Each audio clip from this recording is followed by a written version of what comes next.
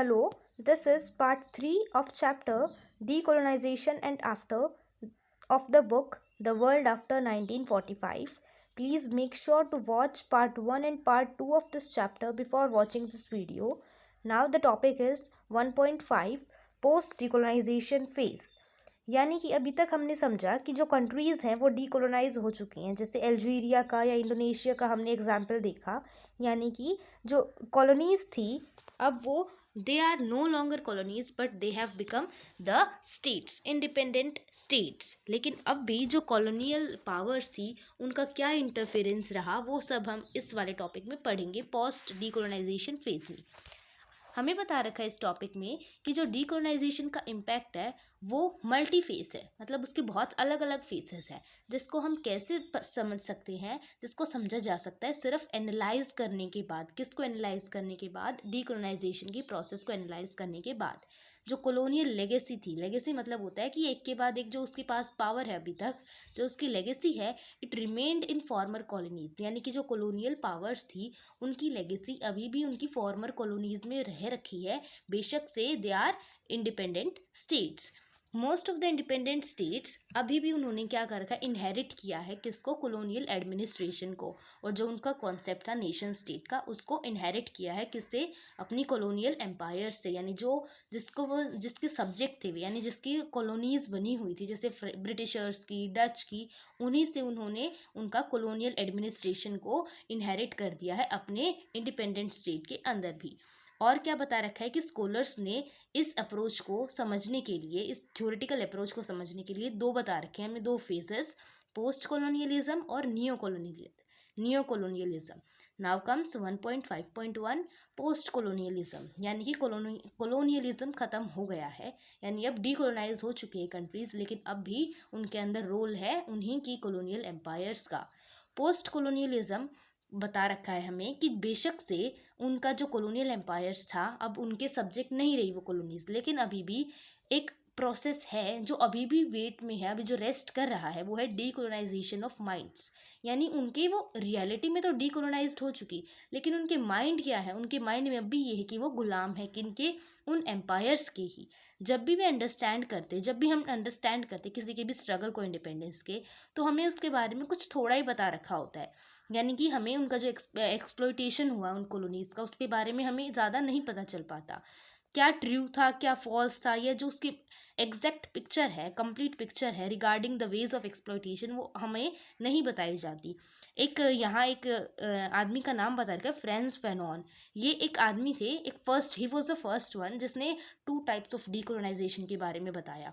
First one was true decolonisation and second is false decolonisation. True decolonisation क्या होता है कि हाँ, रियलिटी में अब हम डीकोलोनाइज्ड है, यानी कि getting rid of all the forms of colonial presence. यानी कि जो कॉलोनियल एम्पायर्स थी उनकी प्रेजेंस थी हमारे माइंड में भी, हमारे थॉट्स में भी, वो सब अब क्या हो चुकी है, हम उससे बाहर हो चुके हैं, we are getting rid of it. लेकिन जो फॉल्स डीकोलोनाइजेशन होता है वो बोलता है नहीं, अभी भी जो कॉलोनीज है, नो मैटर कि वो जा चुकी है या नहीं जा चुकी, लेकिन वो हमारे ऊपर अब भी राज कर रही हैं इनविजिबल फॉर्म्स में। यानी कि अब भी हम उनसे डर कर रह रहे हैं, कहीं ना कहीं इनडायरेक्ट वे में वो अब भी हमारे ऊपर इंटरफेयर कर रही है, हमारे काम में इंटरफेयर कर रही हैं। अब एक एडवर्ड यानी एक और आदमी का नाम बता रखा है यहाँ, इन्होंने बोला है, इनके एक वर्क है ओरिएंटलिज्म, इन्होंने उसमें बताया कि फुल्लर आर्ग्यूमेंट दी है उन्होंने किसको पढ़ने के लिए? इनकम्प्लीट डीकोलोनाइजेशन को पढ़ने के लिए। इन्होंने बताया कि जो कॉलोनियल पावर्स थी उन्होंने किसी भी कंट्री को कॉलोनी बनाया किस तरीके से? बहुत अलग अलग तरीके से। यानी उन्होंने उसके कल्चर को भी कैप्चर किया, उसके कल्चर को कंट्रोल किया, उनके लोगों के आइडियाज़ को भी कंट्रोल किया। परसेप्शन क्या है लोगों का कि अभी भी वो क्या है, the perception of the people in the colonies was given to them by the colonial powers। यानी कि जो colonial powers आई थी, जैसे ब्रिटिशर्स थे, स्पेन था, डच था, जापान ने भी हमें कॉलोनी बनाई थी अपनी, जापान ने भी कॉलोनी इस्टेब्लिश की थी। तो ये बोल रहे हैं कि जो परसेप्शन था लोगों का, लोगों के जो विचार थे, वो उन्होंने उनके ऊपर ही कंट्रोल कर दिया था। और क्या था, उन्होंने अब जो लोग थे वो खुद अपने आप को उन्हीं लोगों के तरीके से देख रहे थे, कॉलोनियल एम्पायर्स की हेल्प से देख रहे थे कि हाँ, रियलिटी में अगर वो हमें इस तरीके से देख रहे हैं तो हमारी रियलिटी ही यही है कि जैसे हमें बताया जा रहा है हम वैसे ही हैं। अब बता रखा है यहाँ कि in order to be truly independent, कि अगर हमें सच में इंडिपेंडेंट होना है तो हमें क्या करना पड़ेगा, जो सबसे पहले जो कॉलोनियल कॉन्सेप्ट्स हमारे माइंड में घिरे हुए हैं हमें उनको हटाना पड़ेगा। और ये कैसे हो सकता है, जब हम अपनी गवर्नमेंट को चेंज कर देंगे, यानी कि जो हमारा अभी भी राज कर रहे हैं ब्रिटिशर्स इनडायरेक्टली हमारे ऊपर, हमें उसको दूर करना होगा। कैसे? By making changes in the government. अब बोल रखा है यहाँ की जो डिस्कोर्स है, यानी जो बिलीफ बना रखे थे नॉन वेस्ट पीपल के ऊपर, यानी कि कॉलोनियल जो कॉलोनीज बना रखी थी उन्होंने, उनके बारे में जो उनके विचार थे वेस्टर्न पावर्स के, वो क्या था, एक मेथड था उनको कंट्रोल करने के लिए, उनके ऊपर ऑपरेशन दिखाने के लिए। अब जो कंट्रीज कॉलोनीज है, उन्होंने किस किस को कैप्चर किया था, उनकी सोसाइटी को भी, उनके पीपल को, कैटेगरी को, स्ट्रक्चर को, ये सब क्या था उनके लिए एलियन थी। जो कॉलोनीज आई थी उसके लिए सब कुछ ये नया था। जो कॉलोनियल एम्पायर थे उनके लिए सब कुछ नया था, लेकिन फिर भी क्या हुआ, उसने इन सबको फेस किया और इनको ऐसे तरीके से इन्हीं को ब्रूटल एक्सप्रेस किया कि जिसकी वजह से ये खुद ही अपने आप इनके गुलाम बन गए। जैसे कि ब्रिटिशर्स आए इंडिया में, तो उन्होंने इंडिया का खुद का परसेप्शन बना लिया इंडिया के लोगों के बारे में कि ये ऐसे हैं, और इंडिया के लोगों ने मानना स्टार्ट कर दिए। और इसीलिए क्या हुआ, वो सक्सेस मिल गई उन ब्रिटिशर्स को कि वो कैप्चर कर रहे हैं, इन्हीं से काम करा रहे हैं और यहाँ से ही रॉ मटेरियल लेके जा रहे हैं। To have a better control, अपने ऊपर ही कंट्रोल करने के लिए, या अपने जो social, culture, political, economic structure है उसको कंट्रोल कर लिया। किसने? ब्रिटिशर्स ने, या अलग अलग कॉलोनियल एम्पायर्स ने, हम बोल सकते हैं यूरोपियंस ने कंट्रोल कर लिया कॉलोनीज को। Now comes 1.5.2 neo colonialism. Neo colonialism का मतलब है कि एक ऐसा फिनोमेना कि जो डीकोलोनाइजेशन के बाद भी जो फॉर्मर कॉलोनीज है वो इनडायरेक्ट वे में कंट्रोल की जा रही हैं। किसके द्वारा? जो उनकी जो कॉलोनियल एम्पायर्स थी उनके थ्रू। क्वामे निक्रुमा ये फर्स्ट पर्सन थे जिसने इस टर्म को, नियो कॉलोनियलिज्म को एक्सप्लेन किया था और क्या बताया कि ये क्या है, लास्ट स्टेज है इम्पीरियलिज्म का। और जो कॉलोनियल पावर्स हैं वो अब भी क्या कर रही है, कंट्रोल कर रही हैं फॉर्मर कॉलोनीज़ को। वो दो तीन तरीके से इन्होंने बता रखा है। First one is economic term में। अब हम इकोनॉमिक टर्म में देखेंगे कि एग्जांपल दे रखा है, जो बेल्जियम है वो अब भी कंट्रोल कर रहा है 70% ऑफ कोंगोलीज इकोनॉमी। कैसे? एमएनसीज के थ्रू। एमएनसीज क्या करती है, एमएनसी सेटअप हो रही है किसी कंट्री के अंदर, तो हमें जिस कंट्री के अंदर वो सेटअप हुई है वो सोच रहे कि हाँ हमारे लिए बहुत बड़ी बात है, बट इनडायरेक्टली वो हो क्या रहा है, वो उसी के रिसोर्सेज को वो कंट्री यूज़ कर रही है, और एक्सप्लॉयटेशन किसका हो रहा है, उन्हीं लोगों का हो रहा है। बेटर वेजेस नहीं मिल पा रही है, और जो बेनिफिट मिल रहा है वो उस कंट्री को मिल रहा है जिसने एमएनसी को क्रिएट किया है। ऐसे ही बोल रखा है यहाँ कि नियो कॉलोनियलिज्म है वो कैसे अरोज हुआ है, वहाँ कैसे आया है नियो कॉलोनियलिज्म की टर्म।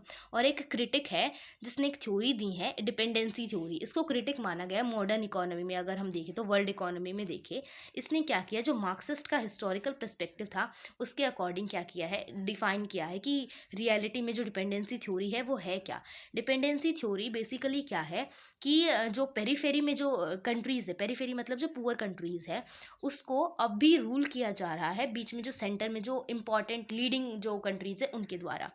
यहाँ बता रखा है हमें कि जो अंडर डेवलपमेंट, अगर हमें किसी भी कंट्री का अंडर डेवलपमेंट स्टेटस देखना है कि वो कितनी अंडर डेवलप्ड है, तो सबसे पहले उसकी इस्टेब्लिशमेंट को देखना पड़ेगा कि जब वो इस्टेब्लिश हुई थी, जब वो कॉलोनी बनी थी, तो जो कॉलोनियल एम्पायर्स थी उसने वहाँ से कितना रॉ मटेरियल वो लेके गए हैं, और लास्ट में उसका क्या लेवल रह गया, उसका अंडर डेवलपमेंट का क्या उसके पास ऑलरेडी रिसोर्सेज बचे हुए हैं। जो कॉलोनीज थी उसने क्या किया है, अपना एक्सट्रैक्ट कर लिया, जैसे कि रॉ मटेरियल, लेबर, और कहाँ अपनी कंट्री को बेनिफिट किया है कॉलोनियल एम्पायर्स ने। अब बता रखा है कि जो कोर पेरिफेरी मॉडल था उसकी हेल्प से अंडरस्टैंड किया जा सकता है। Core periphery model is very easy. Core मतलब होता है जो सेंटर में जो कंट्री है वो जो बहुत ही रिच है, और पेरिफेरी में जो बाउंड्री में जो कंट्रीज़ है वो बहुत ही पुअर है। यानी कि जो पुअर कंट्रीज़ है वो अब भी डिपेंड है कोर जो रिच कंट्री है उसके ऊपर। और जो डिपेंडेंसी थ्योरी है इट वाज मोस्ट पॉपुलर, वो बहुत ज़्यादा पॉपुलर तो नहीं हो पाई ये, और इसके क्रिटिकल एनालिसिस किए गए हैं वर्ल्ड बैंक ने और आईएमएफ ने। ये भी क्या करते हैं, पुअर मतलब जो कंट्रीज़ है उनको सपोर्ट करते हैं, उनको लोन वगैरह प्रोवाइड कराते हैं। नाउ कम्स कि कॉलोनियल एम्पायर का एंड होने के बाद भी वो कैसे अपनी फॉर्मर कॉलोनीज़ को पॉलिटिकल वे में, यानी पॉलिटिकल इंटरफेरेंस से कैसे कंट्रोल कर रही हैं। इसका एग्जाम्पल हमें दे रखा है, जैसे कि फ्रांस, ये बहुत ही इंटरेस्टेड है अपनी फॉर्मर कॉलोनीज़ में अभी भी, after the end of colonial empire also. First इसका रीज़न दे रखा है, इसके 3 एग्जाम्पल्स के थ्रू इसे समझा रखा है। The first one which is given to us is frank free. I don't know whether it is right और रॉन्ग, बस just see by yourself. It is the political subjugation जो अब भी फ्रेंच है जो वो एक्सर्ट कर रही है अपनी फॉर्मर कॉलोनीज़ के अंदर जो अफ्रीका में थी, जैसे Senegal, Gabon etcetera. The second example says that कि अब भी जो कोल्ड वॉर हुआ था, कोल्ड वॉर कैसे था, जब हमारे जो पूरा वर्ल्ड था वो दो पावर्स में डिवाइडेड था, जैसे सोवियत यूनियन और यूनाइटेड स्टेट्स। यानी ये भी क्या था, ये जो फॉर्मर कॉलोनीज़ थी जैसे कि जापान थी या फिर हम कह सकते हैं ब्रिटिशर्स थे या डच थे, ये भी इंटरफेयर कर रहे थे, कैसे फ्रेंडली रिलेशंस बना रहे थे दूसरी कंट्रीज़ के साथ, अपने अलाइंसेस बना रहे थे, मिलिट्री अलाइंसेस बना रहे थे। तो ये क्या था, इनडायरेक्ट या इनफॉर्मल कंट्रोल एक्सटेंड कर रहे थे ये अपनी फॉर्मल कॉलोनीज़ के ऊपर। The third example is international organisations, जैसे कि ब्रिटिश कॉमनवेल्थ है, कॉमनवेल्थ ऑफ नेशंस है, ये सब भी क्या कर रहे हैं, ये सब भी अपनी फॉर्मर कॉलोनीज़ के ऊपर इनडायरेक्ट वे में अपनी पावर को शो कर रहे हैं और क्या चाह रहे हैं कि अब भी हम इनके साथ फ्रेंडली रिलेशंस बना सकते हैं। Then the third point comes कि डीकोलोनाइजेशन के प्रोसेस के बाद भी माइग्रेशन क्या है, एक काफ़ी इंपॉर्टेंट फैक्टर बन गया है। जो पहले ये फॉर्मर कॉलोनीज़ थी, इसकी जो पॉपुलेशन है, जो इसके लोग हैं, वो कहाँ जाना स्टार्ट कर दे, इन्होंने अपनी ही उन्हीं कंट्रीज़ के अंदर या उन्हीं के अंदर जिसकी पहले ये कॉलोनीज़ थी, जैसे फ्रांस, ब्रिटेन, इनके अंदर इसकी पॉपुलेशन ने जाना स्टार्ट कर दिया है। और डीकोलोनाइजेशन का क्या हो गया है, इसकी हेल्प से और जो ये माइग्रेशन है, इसकी हेल्प से जो पॉपुलेशन है वो इंटीग्रेट होनी स्टार्ट हो गई है। डीकोलोनाइजेशन का अगर हम देखें तो इसका एक पॉलिटिकल काफ़ी इसके पॉजिटिव और नेगेटिव दोनों मैनर में इसने पॉलिटिकल कोर्स को इन्फ्लुएंस किया है। जैसे कि क्रिएशन हो गया, अब इनके अंदर क्या हुआ था, नेशनलिज्म की फीलिंग डेवलप हुई थी, तो उसके अब हम देखें तो जो वेस्टर्न इन्फ्लुएंस है वो भी काफ़ी ज़्यादा रहा है इन कंट्रीज़ के अंदर। जैसे कि इनकी टेक्नोलॉजिकल इनोवेशन हुई है, तब मिलिट्री की एडवांसमेंट हुई है, तो इन सब में क्या इनकी वेस्टर्न कंट्रीज़ ने ही हेल्प की है इन बाकी कंट्रीज़ के जो पहले ये कॉलोनी। हमें यहाँ बता रखा है नेशनलिज्म की फीलिंग के बारे में या नेशनलिज्म की पॉपुलैरिटी के बारे में, कि कैसे उसका सिग्निफिकेंट रोल प्ले किया नेशनलिज्म मूवमेंट ने, कैसे कि उनकी इंडिपेंडेंस के स्ट्रगल में स्प्रेड हुआ किसका, प्रिंट मीडिया का, और लोगों के अंदर खुद इमोशंस जाए कि अब हमें क्या होना है, इंडिपेंडेंट होना है। ये सारी की सारी हेल्प की है इन सभी की फीलिंग्स ने, इमोशंस ने, जिससे एक इंपॉर्टेंट रोल प्ले हुआ है नेशनलिज्म की राइज में।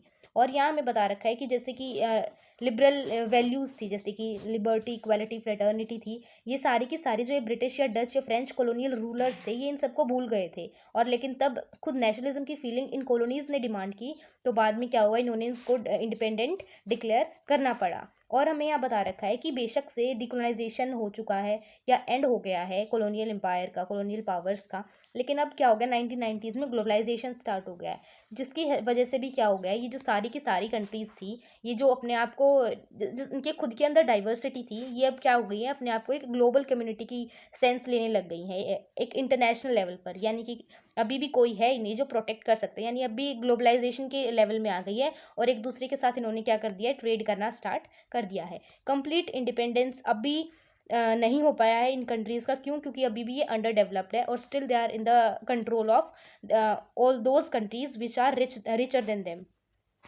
Now comes 1.6 conclusion.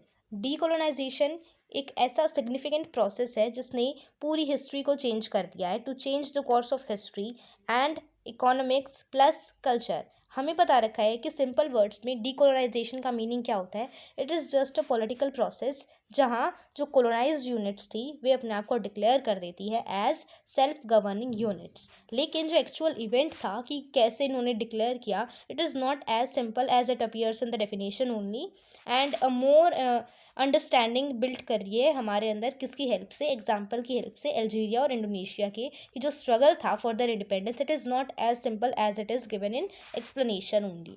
One can become familiar, अगर हमें किसी के हिस्टोरिकल इवेंट को जानना है, उसकी फुलर अंडरस्टैंडिंग लेनी है, तो इट रिक्वायर्स कि हम उसके थ्योरेटिकल भी पढ़े और उसकी एम्पिरिकल एनालिसिस भी करें। It was being told in the first video of the chapter कि थ्योरेटिकल और फैक्चुअल दोनों की अंडरस्टैंडिंग बहुत इंपॉर्टेंट है किसी की हिस्ट्री को जानने के लिए। और जो डीकोलोनाइजेशन है, इसने पूरे वर्ल्ड को डीपली इम्पैक्ट किया है, और ना कि सिर्फ कॉलोनियल एम्पायर्स को, बल्कि कॉलोनियल यूनिट्स को भी, इनके अलावा पूरे वर्ल्ड को भी।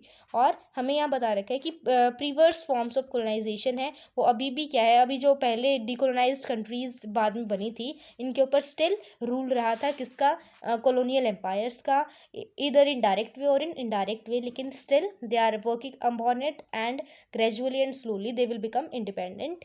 ग्लोबलाइजेशन का प्रोसेस इम्प्रूव हुआ है, पास्ट जो पोस्ट डिकोलाइजेशन फेज था वो भी था, लेकिन उसके बाद भी ग्लोबलाइजेशन के बाद भी सभी कंट्रीज़ ने आपस में ट्रेड करना स्टार्ट कर दिया है, rather than just being influenced by these richer countries.